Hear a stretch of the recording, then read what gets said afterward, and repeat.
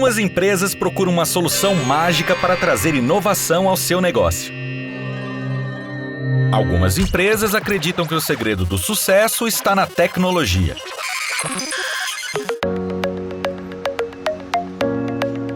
Mas as empresas mais competitivas e modernas sabem que o melhor investimento são os jovens talentos. Aprendizes e estagiários trazem a liberdade, a criatividade e a garra de quem está começando a construir uma carreira e quer provar todo o seu potencial. O CIEE possui toda a experiência para auxiliar qualquer empresa a criar um programa de estágio e aprendizagem. Qualquer empresa mesmo. Entre em contato agora com o CIEE e dê um upgrade no seu negócio. CIEE, transformando vidas, construindo o futuro.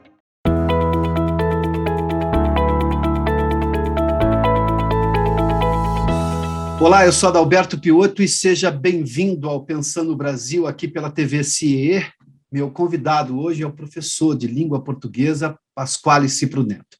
Professor Pasquale, seja bem-vindo ao Pensando Brasil. Piotto, querido, e a todos que nos veem, né, queridos também, muito obrigado a você, Piotto, pelo convite, é um prazer participar. Você é um velho companheiro de longos carnavais e companheiro de companheiros, portanto, há aqui um laço que nos une. Muito obrigado, é um prazer. Prazer recíproco, professor. Professor, me permita aqui fazer antes a menção a um fato que eu julgo histórico e vou me reportar a ele um pouco mais à frente na nossa entrevista, mas eu quero dizer a quem nos acompanha que o professor Pasquale Cipro Neto é o autor, provavelmente, da maior revolução da língua portuguesa na linguagem publicitária, da publicidade desse país, de jingle de campanha publicitária, mas eu volto a esse ponto daqui a pouquinho. Professor, o que me chama a atenção, e confesso ao senhor que isso me deixa muito feliz como falante da língua portuguesa, deste vernáculo, para usar a expressão que se usa com muita frequência ao se referir à língua, é que um professor de língua portuguesa tem alcançado a condição, e fala agora como jornalista especialista em comunicação, de celebridade, ensinando língua portuguesa. Num país que não raro, e a gente ouviu isso com muita frequência, eu confesso, discordo em boa parte dessa tese, mas esta tese existe, ela é muito forte, de que não valoriza muito a educação. Claro que sim, há problemas, mas a gente tem, por outro lado, este fenômeno de professor de língua portuguesa ser uma celebridade, ser conhecido, e isso gerar muito interesse nas pessoas. Professor, como é que o senhor avalia esse seu histórico, desde a nossa língua portuguesa, que começou na Rádio Cultura, passou pela TV Cultura, a Folha de São Paulo, agora o senhor é colunista da Rádio CBN, falando de língua portuguesa? Piotto, eu primeiro devo dizer que me sinto presenteado pela vida por isso, porque eu comecei a trabalhar na sala de aula em 75, você tinha 3 anos de idade só. Sim. E trabalhei também simultaneamente em jornal, né, exercendo o nobre ofício, né, que os jornalistas exercem, e eu mais ligado à língua. Trabalhei no Estadão, antes do Estadão, na década de 70, na verdade no Jornal da Tarde, né? Filhote do Estadão, né? Saudoso Jornal da Tarde. Saudoso Jornal da Tarde, né? E trabalhei antes na Editora Abril, trabalhei na revista Veja, na revista Placar, em várias coleções da Editora Abril, Teatro Vivo, Os Imortais da Literatura e tal. E um belo dia, chega à escola em que eu trabalhava, chega um emissário da Fundação Padre Anchieta, a Rádio e TV Cultura, interessado em falar com algum dos professores de português, e ele levava um recado da direção da Rádio Cultura. Maria Luísa Kfouri era a diretora, a nossa queridíssima Mana, é assim que nós a chamamos. Ela tinha vontade de fazer um programa sobre língua, mas não queria um curso tradicional de língua portuguesa, né? Queria um programa que falasse da língua, mas a língua como ponte, né? A língua como inserida no ambiente cultural e tal, né? E então esse Luiz Colares, produtor, foi a várias escolas, né? E dizendo isso, eu quero saber se algum professor aqui se interessa em apresentar um projeto e tal, gravar um programa piloto e tal. A escola em que eu trabalhava me designou para essa conversa, eu tive essa conversa e me interessei pela coisa, apresentei meu projeto, gravei meu piloto, e depois de algum tempo fui informado de que o meu projeto tinha sido escolhido, né? E aí comecei a fazer o Nossa Língua Portuguesa na Rádio Cultura estreou no dia 31 de março de 92. Já lá se Puxa vão vida. muitos anos, né? Uma data não muito feliz, 31 de março, aliás, nada feliz, uma data terrível, né? 31 de março, mas para mim teve esse significado importante de ser o dia em que eu comecei a fazer o programa na Rádio Cultura, tudo gravado, não era ao vivo e tal. E ali, no ano seguinte, em 93, a Maria Luísa Kifuri me disse: nós temos que falar com o Muilaera. O Muilaera era o presidente da Fundação Padre Anchieta. Nós temos que falar com ele porque esse programa tem que ir para a televisão também. E fomos lá, ela marcou uma reunião com ele, nós fomos, ele aceitou a ideia, gostou da ideia, gravei piloto para a TV, e o programa estreou em 94, na televisão. E aí as coisas se abriram, porque eu pude fazer nesses programas de rádio e TV mais ou menos o que eu fazia já na sala de aula, como professor de português. Eu mostrava a língua viva, não só a língua viva, claro, sempre me ative também aos clássicos, textos clássicos da nossa literatura, da literatura portuguesa, mas era preciso dar um frescor, né? Mostrar que a língua não parou em Machado de Assis, a língua não parou em Fernando Pessoa, né? A língua não parou no século passado, né? E por aí vai, a língua evolui, há milhões de registros linguísticos. E era o que eu fazia na sala de aula, foi o que eu fiz nos programas de rádio e TV, falando da língua na propaganda, na música popular, né? E em vários registros. E aí as portas se abriram e eu comecei a desenvolver esse trabalho, e aí o resto eu não julgo porque não me cabe, né? Eu sou diretamente interessado nesse julgamento, portanto, não me cabe fazê-lo, leviandade. Mas eu posso fazê-lo, professor. Eu vou lhe dar um exemplo, talvez, dos mais notórios de como que uma pessoa se torna celebridade por esse aspecto. Me lembro quando alguém queria dizer alguma coisa, estou falando dos anos 90, né? E que fugia um pouco à norma culta, o Cid dizia assim, como diria o Pasquale, isso aqui é uma licença poética. Eles, obviamente, faziam uma brincadeira com as expressões, com as explicações que eu dava quando pegavam a música de Chico Buarque, de Gilberto Gil, enfim, de Milton Nascimento, que tinha, obviamente, alguma, não vou chamar uma transgressão, mas alguma imperfeição em relação à norma culta, e aí, dentro daquele contexto artístico, dessa lógica da língua viva que o senhor fez menção, aí o senhor explicava, bom, isso aqui é uma licença poética dentro da arte, que se permite esse tipo de coisa. A arte permite transgressão, é da natureza da arte, né? E aí, claro, isso é uma prova cabal, professor. Obrigado. Senão não é arte, né? A arte tem que subverter.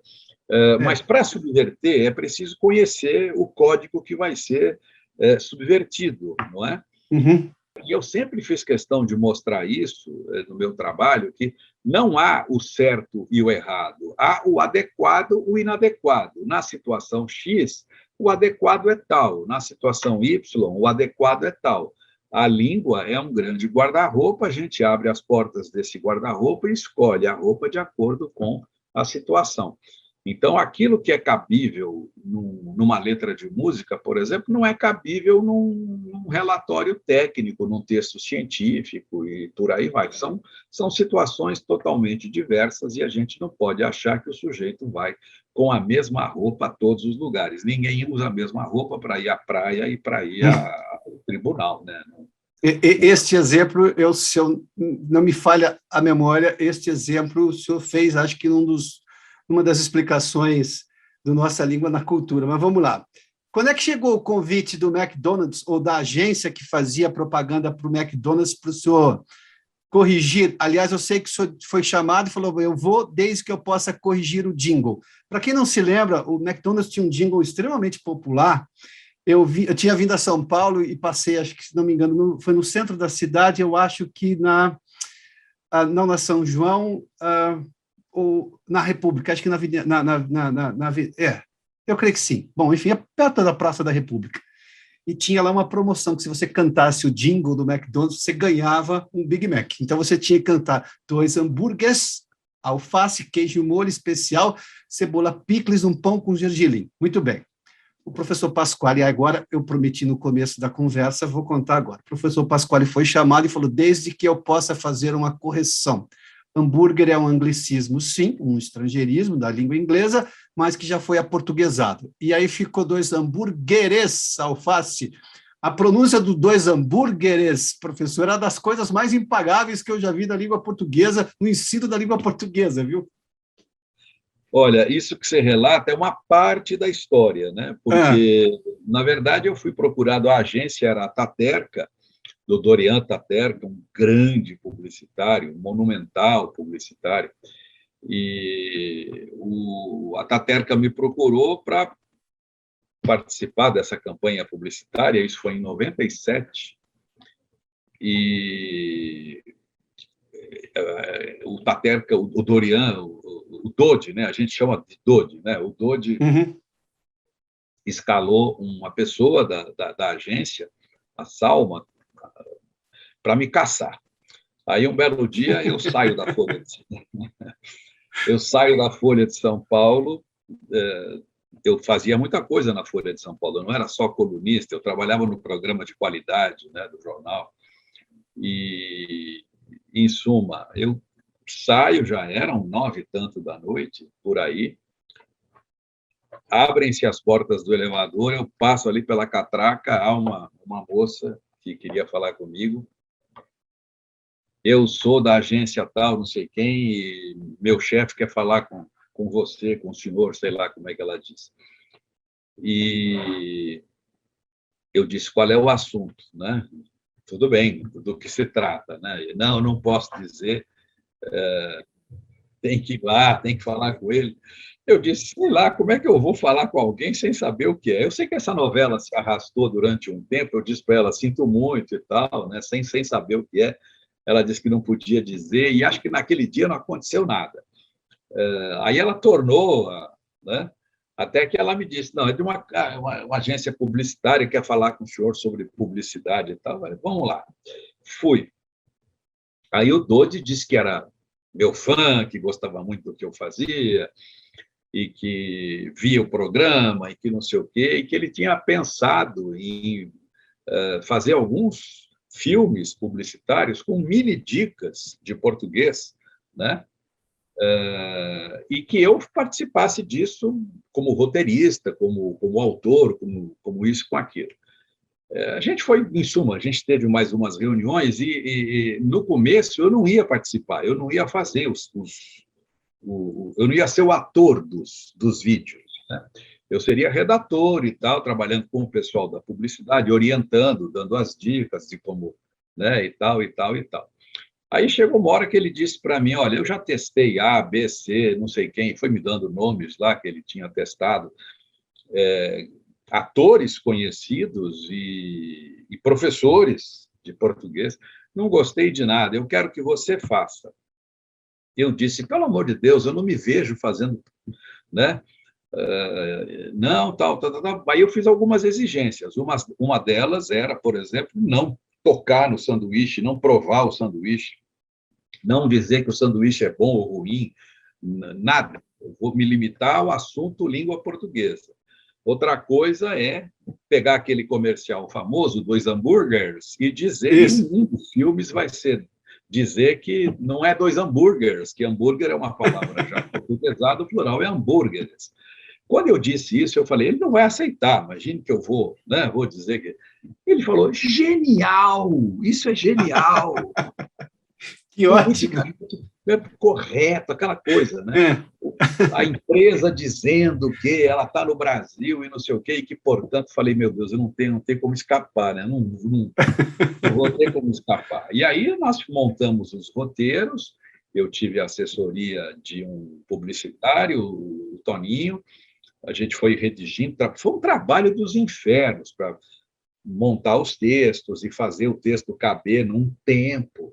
Isso. E aí eu gravei numa madrugada, porque eu sou noturno, eu sou vampiro. Eu sei disso. Fiz toda a agência trabalhar de madrugada, porque é como eu funciono. Então, nós começamos a gravar à noite, não sei que horas, não lembro, mas, sei lá, 6h30, 7 horas da tarde, da noite, e fomos até o raiar do sol do dia seguinte. Gravamos 17 filmes que já estavam, o roteiro estava pronto, né, e tal, e aí foram para o ar 12, sei lá. E aí essa campanha publicitária teve o maior índice de sucesso, de audiência, foi o menor índice de Zap. Zap é quando o camarada troca de canal durante a publicidade. Não havia Zap, o sujeito ficava esperando a propaganda, né? Tanto que a Globo pediu à agência que houvesse uma segunda etapa no ano seguinte, coisa que o McDonald's nunca tinha feito. O McDonald's nunca repetiu publicidade no ano seguinte, repetiu o tema da publicidade no ano seguinte. E aí, novamente, nós nos sentamos, fizemos, dessa vez foram menos filmes, e houve uma nova campanha. Em 98, eu ganhei um prêmio como publicitário, né, o Profissionais do Ano da Rede Globo. Veja só, um não publicitário ganhando prêmio de publicitário. Né? Olha, eu vou recomendar a todos que nos acompanham agora. O YouTube, por esse aspecto, felizmente existe, você pode recuperar isso aí, mas tanto a propaganda em si, né? De você ver a atuação do professor de língua portuguesa Pasquale Cipro Neto dizendo 2 hambúrgueres, o que é das coisas... Qualquer um lembra da sua professora, seu professor de língua portuguesa, lá nos primeiros anos de escola, em que você estava aprendendo a pronunciar as palavras corretamente, a usar o plural corretamente, aquelas coisas todas, né? Professor, eu adorei a história, eu conhecia boa parte dela. Pois não. O McDonald's mudou na bandeja, na receita lá. O logo deles, não, continua sendo hambúrgueres, porque é um logo internacional, no mundo todo. Mas na receita, quando a gente olha lá, tem a receita na bandeja e tal, está lá, hambúrgueres. A Sadia mudou na caixa de hambúrgueres deles, era hambúrgueres, virou hambúrgueres, e outras marcas também, quer dizer, o negócio foi fundo, foi fundo. Eu estava só esperando esse hambúrgueres, agora já me dei por satisfeito, novamente pude recordar aquele momento. Bom, eu tinha dito que tinha sido uma revolução na publicidade brasileira, no trato da língua portuguesa, e pronto, a história completa aí. Professor, vamos falar um pouquinho mais de coisas que me chamam a atenção? Posso dizer uma coisa a mais? Claro, por favor. Uma coisa, eu vou falar aqui sem querer ser cabotino, mas me adiantei no tempo, porque hoje se fala tanto de preconceito, de noção de inclusão e tal. Um dos filmes que eu fiz, Big Mac, eu pegava 2 pessoas de regiões diferentes do Brasil, uma pessoa do Sudeste, Sul e uma pessoa do Nordeste.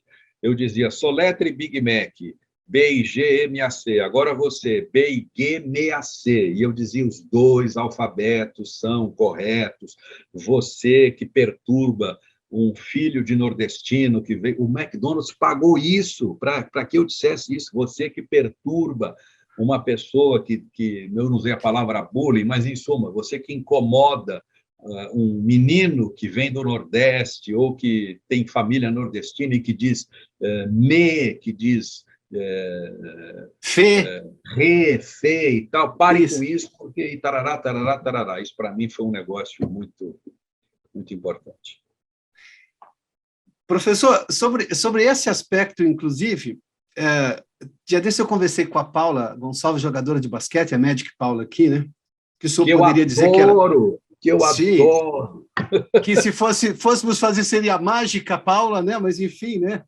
E a Paula fazia menção a coisas que aconteceram lá atrás no time, eu sei porque eu cobri isso como jornalista, o time do BCN Unimep, de parceria entre público, de empresas privadas com universidade, os ganhos que se teve não só no esporte, mas na formação de profissionais de fisioterapia, de psicologia, que da universidade, onde eu estudei, inclusive, jornalismo, para assistir o time nessas condições todas, né?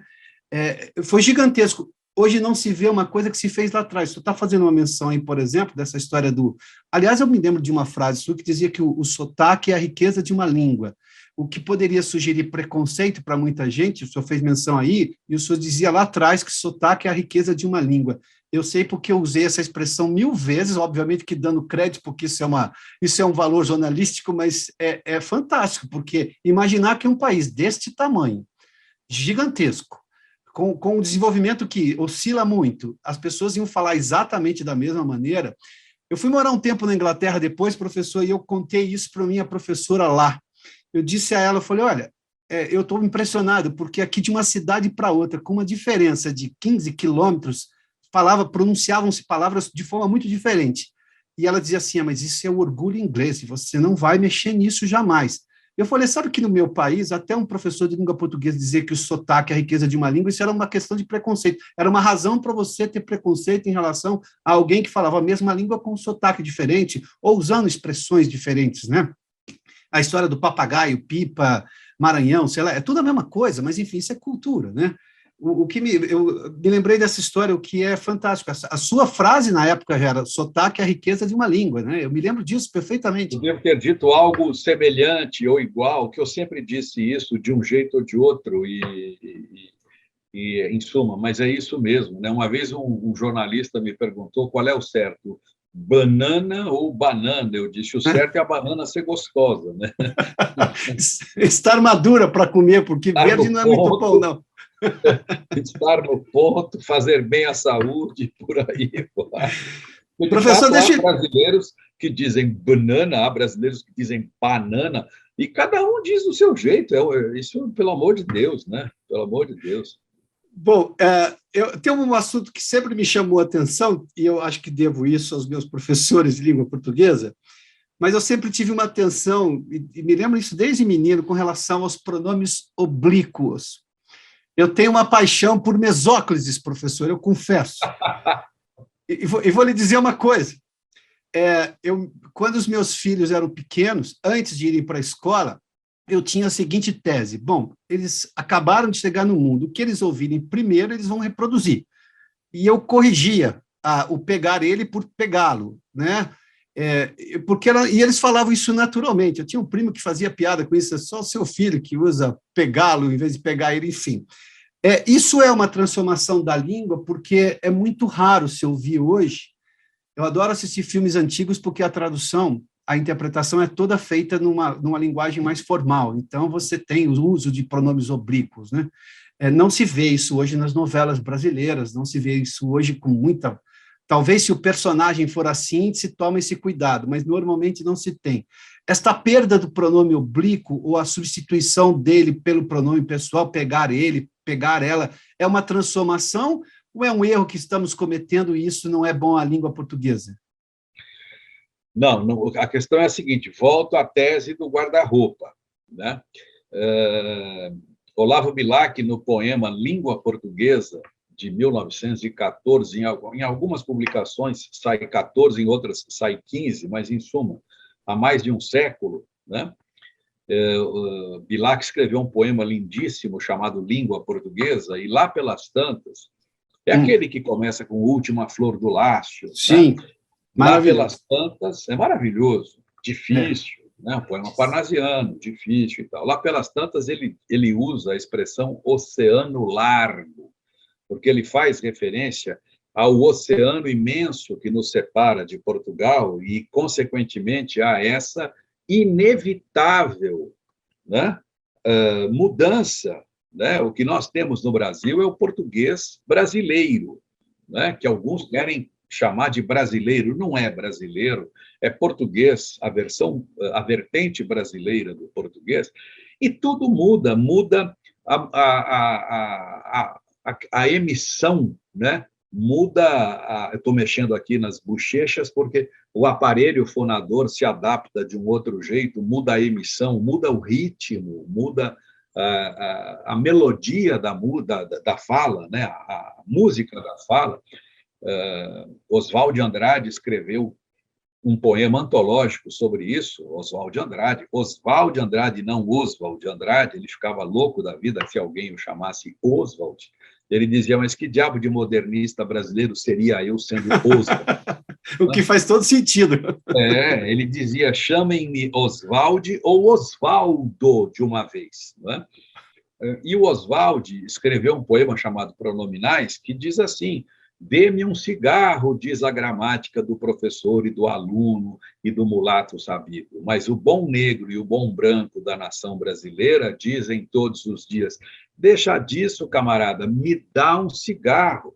Ele mostra aí já há mais de um século, ele mostra essa questão da colocação pronominal como uma das tantas questões que ocorrem com esse oceano que nos separa. O que importa é dizer às pessoas, é mostrar às pessoas. Não adianta dizer às pessoas, não é assim, é assado. É explicar os contextos. Né? Então, explicar essa questão da norma tradicional, da tradição da língua, do português padrão, e aí sim vem o pegá-lo, vem o beijá-la, vem isso, vem aquilo, mas mostrar e dizer que no português brasileiro informal acontece isso, aquilo e aquilo outro, e não impor limites, freios. E a pessoa tem que ter esse guarda-roupa recheado e aí abrir e dizer, bom, agora é hora de usar esta roupa, agora é hora de usar aquela roupa. A mesóclise, por exemplo,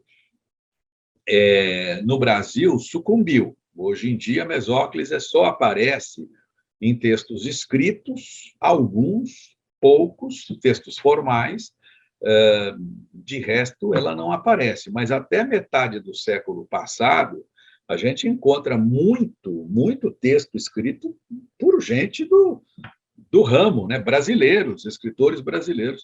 A gente encontra a mesóclise. O Caetano Veloso me disse que sempre quis enfiar uma mesóclise na música, numa canção dele. Ele disse que tinha essa coisa de querer botar mesóclise, até que, numa canção dele, do disco Livro, né? O disco se chama Livro, e na música, e no disco chamado Livro, há uma canção chamada Livros. Numa das canções do disco, ele põe 2 mesóclises, não uma, né? Bateu o recorde. Bateu o recorde de mesóclises por letra musical. Multiplicar-se-ão assuntos de mãos e pés, chama-se Os Passistas. A música é uma obra-prima, né? E eu acho que é um caso único na música brasileira. Mas tem que saber, a pessoa tem que saber o que é mesóclise, como usar, quando usar e tal, guardar no bolso e a hora que achar que deve usar, usa, e quando ler, porque vai ler, vai encontrar isso, e tem que ter conhecimento disso, tem que saber o que é isso. Em Portugal, isso é usado hoje, ainda hoje, com toda a tranquilidade do mundo. Então, se um sujeito vai ler um texto escrito por um português, tanto um texto científico quanto um texto literário ou jornalístico, ele vai encontrar mesóclise em grande quantidade. Então, ele tem que saber. É por isso que eu sempre digo que não pode esconder conhecimento, tem que apresentar. E aí a pessoa faz o que bem entende. Sabe, sobre a mesóclise, em relação a Portugal, o Abel Ferreira, que é o técnico do Palmeiras, é português, e não raro se vê... E você é palmeirense, até mandar parar? Sim. É uma questão divina, eu não posso ser torcedor de outro time, é uma escolha divina, mas vamos lá. Que só recaiu sobre mim, professor. Eu só, como apenas um mortal, aceitei a imposição, mas vamos lá. E esses dias eu perguntei numa entrevista ao ex-presidente Michel Temer, porque ele começou a usar mesóclises, e ele teria sido... Há uma história, e perguntei a ele se isso era verdade. Houve uma história, ainda no mandato dele, que a assessoria chegou até ele e disse assim, presidente, esse tipo de linguagem é um pouco rebuscada, as pessoas não vão entender, o senhor precisa se comunicar melhor com as multidões. Eu falei, presidente, isso foi verdade? Ele disse assim para mim, olha, talvez tenha havido alguma coisa, mas pense no lado positivo da mesóclise, você economiza palavras. Eu falei, bom, por esse ponto de vista, sim, mas precisa ver se as pessoas vão compreender só para citar a questão das mesóclises. A língua Eu passa por posso citar, transformação. Pode, posso por citar mais favor. uma? A Constituição brasileira que está em vigor, a chamada Constituição Cidadã, que foi escrita pelos constituintes eleitos em 86 e que ficou pronta em 88, essa Constituição que Ulisses Guimarães brandiu, né? Sim. Lembra? Histórico Lembro. momento ali no Congresso o doutor Nacional. Ulisses. Doutor Ulisses, né? Que nasceu perto de onde você nasceu. Lá em Rio Claro. Isso mesmo. E eu fico me lembrando da cena, eu fico emocionado, porque é um grande dia na história do Brasil, né? Temos ódio e nojo à ditadura, ódio e nojo, disse doutor Ulisses, né? Brandindo a Constituição. Essa Constituição, depois de pronta, foi revisada linguisticamente, gramaticalmente, por ninguém mais, ninguém menos do que Celso Cunha. Eu estava com o Celso Luft na cabeça aqui. Celso Cunha. O professor Celso Cunha pegou o texto original e eliminou todas as mesóclises. Todas. Porque havia 1 milhão delas, né? E ele disse, a mesóclise não é mais corrente no Brasil, o texto tem que ser compreensível para, né, a maior parte da população, eu vou sacar as mesóclises daqui. Então, tudo que era tomar-se-ão providências, serão tomadas providências, e por aí vai. Todas as mesóclises, as passivas, né, sintéticas com as mesóclises, foram todas transformadas em passivas compostas, passivas analíticas, com o verbo ser e o verbo no particípio. É isso. Professor, vamos lá, para a nossa fase final da entrevista. Falando ainda sobre essa transformação da língua, eu não sei se eu acredito a questões ideológicas mais fortes, a um modismo que pode ou não ser passageiro, mas hoje eu tenho uma discussão sobre o gênero neutro, para atender, em tese, pelo menos os que advogam esta mudança, para atender pessoas que não se identificam sendo homens ou mulheres. O gênero neutro é uma transformação da língua pelos tempos, ou ele afronta a língua de forma que chama a atenção, porque eu posso imaginar uma série de mudanças quando eu era aluno na escola.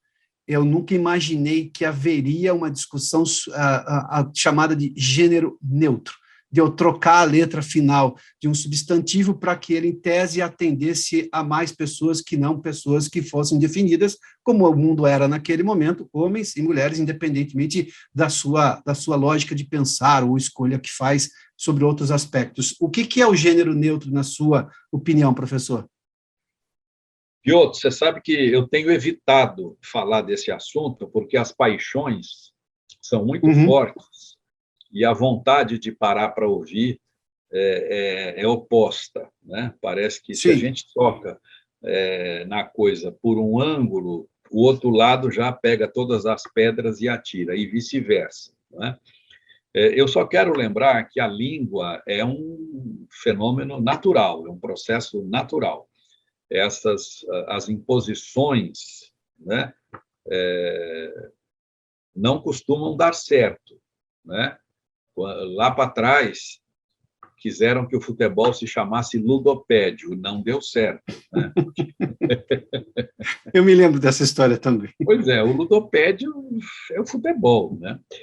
Essa transformação da linguagem neutra é muito mais profunda, muito mais forte do que a da troca de futebol por ludopédio. Claro, eu só usei um exemplo desse tipo para a gente ver como é difícil essa questão. A causa é nobilíssima,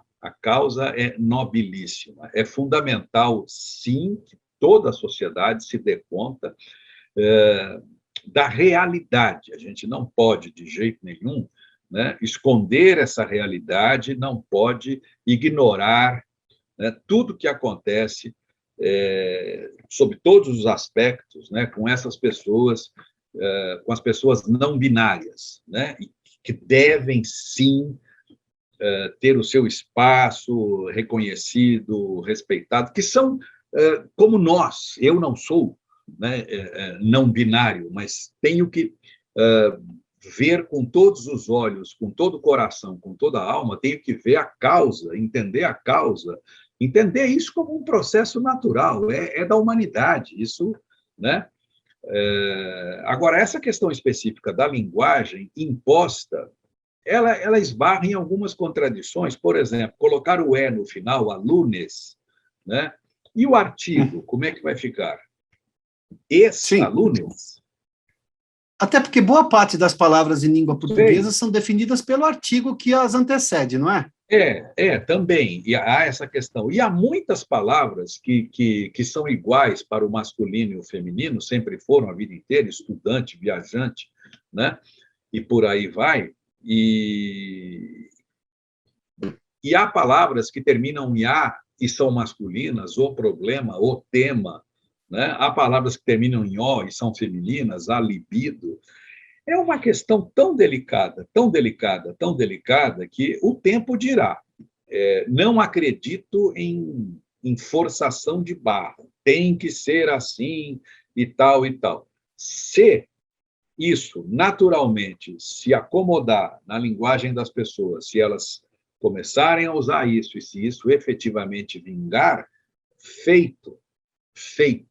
Se não, não. Eu acho mais importante, no momento, muito mais importante do que isso, do que essa coisa dessa assunção da linguagem neutra, eu acho muito mais importante do que isso ver a coisa, né, com respeito, ver a coisa como deve ser vista, com toda a dignidade do mundo, sem... Porque, cá entre nós, Piotr, a gente fala, mas o mundo continua um horror, as pessoas continuam, o preconceito continua violento, as manifestações de ódio. Olha, é uma vergonha, a humanidade me envergonha. Eu não debate, né, professor? Eu não participo de redes sociais e tal, mas eu sei do que acontece, e essa coisa virulenta, essa coisa medonha de atacar a pessoa pela questão de gênero, isso é lá das pedras, isso não de Rio das Pedras, isso é lá do tempo da... Meu Deus, isso é do tempo da pedra lascada, isso é um negócio abominável, abominável, abominável. Então, vamos discutir, sim, essa questão, e que se apresente o debate sobre a questão da linguagem neutra com calma, com equilíbrio. Vamos ver quais são os lados, e a discussão tem que ser aberta, tem que ser calma, tem que ser civilizada, e, se for o caso, por que não? Por que não? Se houver argumentos absolutamente irrefutáveis, por que não? O professor só fez menção ao doutor Ulisses, né? Do nojo da ditadura, que ele cita naquele momento lá. O doutor Ulisses tem uma história fantástica. Imposições não se assemelham à democracia. Eu nunca vi nada que tenha sido civilizado que não funcionasse muito melhor do que as coisas impostas, que normalmente têm tempo para acabar. Essa imposição é que me chama a atenção, que eu confesso, o mundo estava todo errado. O doutor Dibjatene, no meu filme Orgulho de Ser Brasileiro, ele diz assim, tem uma rapaziada, uma molecada que pegou o país semi-pronto e quer dizer como tudo tem que ser a partir de agora, sem levar em conta, obviamente, todo mundo que veio até aqui, né? Não considerar o passado e os que nos antecederam, né? A lógica civilizada normalmente funciona, ou tem muito mais chance de funcionar. O que não funciona, ou que tem prazo de vencimento muito próximo, são imposições, porque ela se assemelha à ditadura, seja lá de que for, de costumes, morais, sei lá, seja lá o que for. Normalmente não funciona. Eu não vejo nada na história uma ditadura que perdure por muito tempo, ou que alguém sinta saudade de verdade, levando-se em conta o que ela realmente foi, não o que ela lhe parece ser 30, 50, 80 anos depois, né?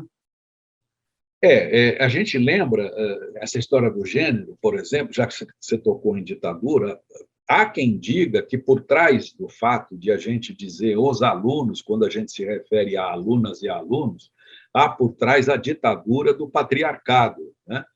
Mas isso é um argumento que tem que ser discutido, mas é bom lembrar que em português é assim, em italiano é assim, em espanhol é assim. Quer dizer, como é que veio isso? De onde veio? Será que veio efetivamente do domínio do patriarcado? Será que não? Será que a gente não tem que enxergar que no português, no italiano, no espanhol, o masculino ocupa, às vezes, do neutro, que nós não temos, o neutro propriamente dito, né? A gente não tem que levar em conta também a questão da variação de gênero. Por exemplo, ponte, em português, é palavra feminina. A ponte, esta ponte, aquela ponte. Em italiano é palavra masculina, il ponte, né? Quel ponte, né? Não é à toa que lá em Firenze existe il ponte vecchio, né? Que é vecchio e não vecchia, porque ponte, em italiano, é palavra masculina. Então, Sim. essas ditaduras todas têm que ser levadas em conta na hora de discutir esse assunto. E se a gente chegar à conclusão de que, de fato, existe aí um mecanismo X, vamos lá. Se não, vamos para o outro lado. Mas com debate calmo, com debate civilizado, sem dedo apontado para dizer isso, aquilo outro, nada disso. O debate, nesse caso, é um debate técnico, um debate científico, um debate com argumentos lógicos, racionais e por aí vai. Professor Pasquale Cipro Neto, muitíssimo obrigado pela gentileza de nos atender aqui no Pensando Brasil, viu? Muito obrigado mais uma vez. Sou eu que agradeço, viu? É um prazer. Eu vi o seu programa com o Piotto, achei tão bonito, tão interessante. O Piotto dizendo, vocês dizendo que do encontro casual de vocês na 23 de maio num trânsito. Com Heródoto Barbeiro, exatamente. Eu falei? Eu disse com Heródoto? Não, o que eu disse? Não, citou o Piotto 2 vezes, professor. Eu digo o Piotto conversando com o Piotto, eu estou maluco. Você com o Heródoto, né? Sim. E a conversa lá foi muito boa, a visão do Heródoto sobre o Getúlio, quando vocês falaram, a citação do Lira Neto, com debate civilizado, um programa civilizado, eu fiquei muito feliz de poder participar, porque falta-nos civilização. Nós estamos em tempos de barbárie neste surreal Brasil. Então, todo debate civilizado, toda conversa civilizada, a gente sempre participa com muito gosto. Muito obrigado. Professor, obrigado uma vez mais. Foi um prazer. Prazer foi meu. Abraço.